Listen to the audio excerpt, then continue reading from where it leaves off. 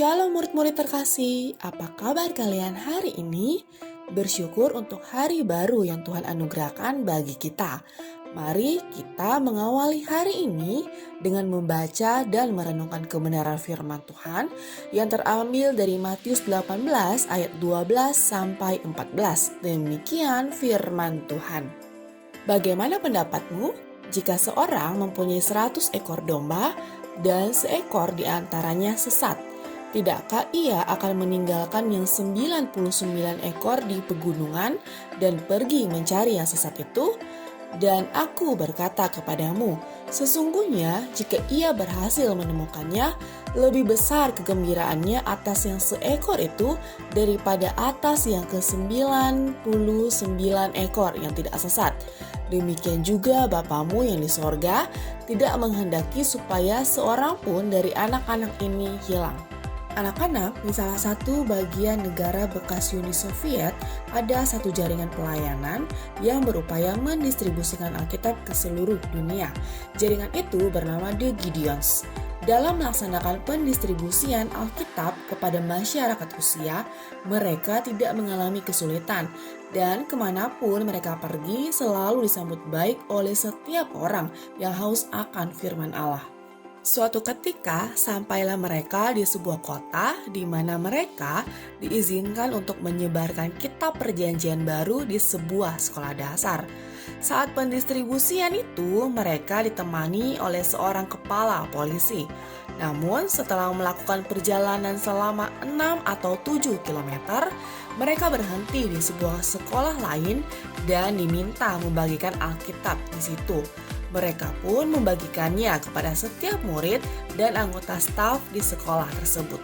Tak lama kemudian, pemimpin kelompok itu bertanya kepada si kepala polisi, "Mengapa kita berganti sekolah ini?" Kepala polisi itu menjawab dengan tenang, "Karena dua anak saya bersekolah di sini.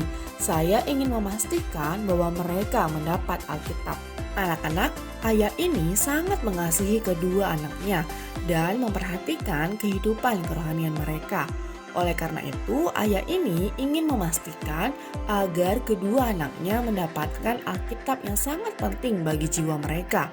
Seorang ayah yang mengasihi Tuhan tahu apa yang dibutuhkan dan penting bagi anak-anaknya, apalagi Bapa kita yang di sorga.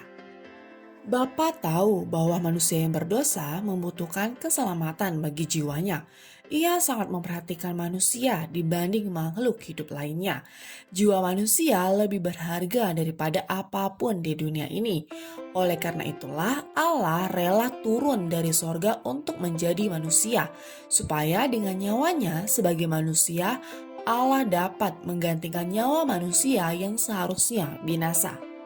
Anak-anak, dari perikop yang baru kita baca, kita dapat melihat bahwa sejak awal para gembala yang baik telah menunjukkan sikap dan ketulusannya untuk menggembalakan domba-dombanya.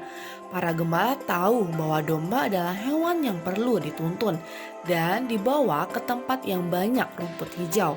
Tentunya usaha untuk mencari tempat yang banyak rumput hijau bukanlah hal yang mudah.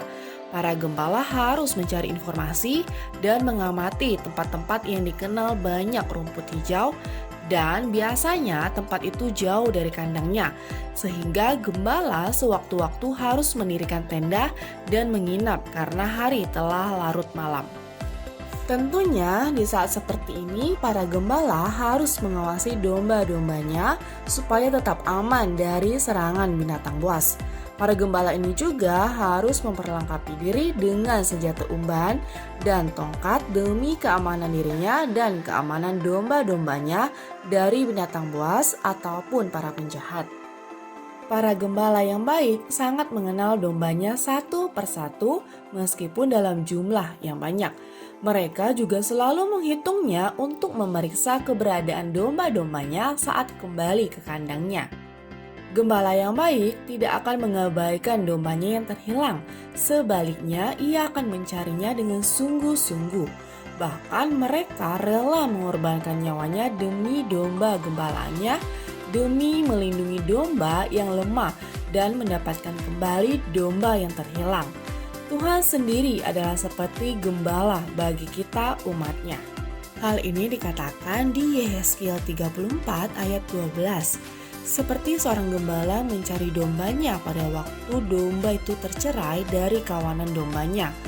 Begitulah aku akan mencari domba-dombaku dan aku akan menyelamatkan mereka dari segala tempat kemana mereka diserahkan pada hari berkabut dan hari kegelapan. Bahkan di dalam Lukas 15 ayat 3-6 dikatakan, dan kalau ia telah menemukannya, ia meletakkannya di atas bahunya dengan gembira. Dan setibanya di rumah, ia memanggil sahabat-sahabat dan tetangga-tetangganya, serta berkata kepada mereka, "Bersukacitalah bersama-sama dengan aku, sebab dombaku yang hilang itu telah kutemukan." Anak-anak, demikianlah Tuhan Yesus sebagai gembala agung kita. Dia menjaga dan memelihara jiwa kita dengan firman-Nya.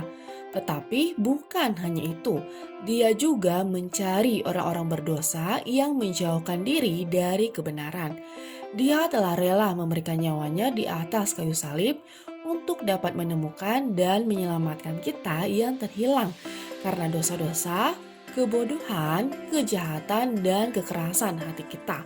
Dia sangat ingin menemukan kita kembali, dan ketika kita ditemukan kembali dan bertobat, maka ia akan sangat bersukacita, dan malaikat di surga pun ikut bersukacita dan bersorak-sorak karena orang yang terhilang telah ditemukan dan kembali kepada Tuhan.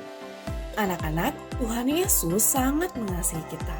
Dia tidak mau kita binasa karena dosa dan ketersesatan kita. Oleh karena itu, Tuhan telah mengorbankan dirinya agar kita diselamatkan. Dia juga tidak jemu-jemu untuk terus menuntun dan mengajar kita melalui firman-Nya. Jika saat ini kita sedang hidup tersesat dalam dosa dan hidup tidak sesuai dengan apa yang Tuhan ajarkan melalui firman-Nya, Tuhan sudah menemukan kita. Tuhan ingin kita kembali kepadanya dan bertobat. Ambillah keputusan untuk bertobat dan kembali kepada Tuhan. Jika kalian tidak dalam kondisi tersesat, teruslah ingat bahwa Tuhan mengasihi kalian dan tidak ingin kalian tersesat dalam dosa. Oleh karena itu, tetaplah hidup dalam tuntunan firman-Nya. Amin.